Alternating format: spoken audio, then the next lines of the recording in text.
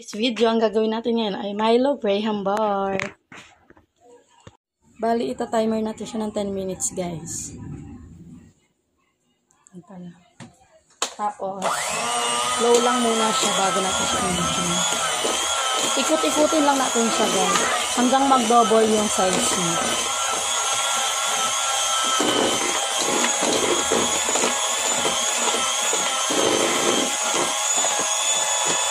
Bali guys, lagyan natin siya ng 3 tablespoon ng ating Milo. Kasi Milo flavor to.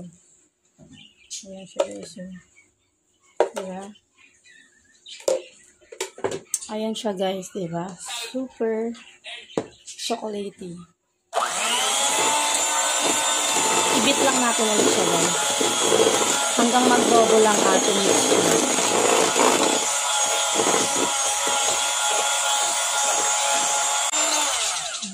Okay na yan siya guys. So, pag ganyan na yung ating texture.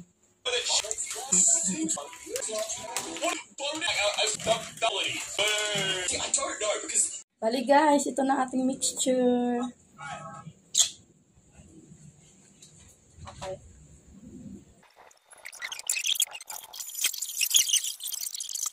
Guys, ayan, guguburan na natin ulit siya ng ating mango flavor. I made Milo flavor.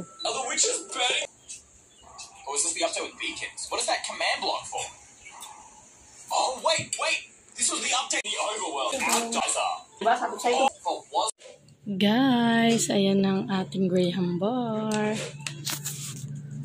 Bali, meron tayo ditong mga mango, cookies and cream na malalaki, and ito ang ating Milo. Ayan mga Milo. Ayan siya guys, ang dami kong nabalot ngayon. Wala muna tayong palengke guys, palengke days, kasi puro Graham Bar ang laman ng aking fridge. Ayan siya guys, ang dami yun. Diba po? Ito guys, oh. Ang ating bite size, 10 pesos, cookies and cream. Diba? Ang taba, diba? Bili na po kayo.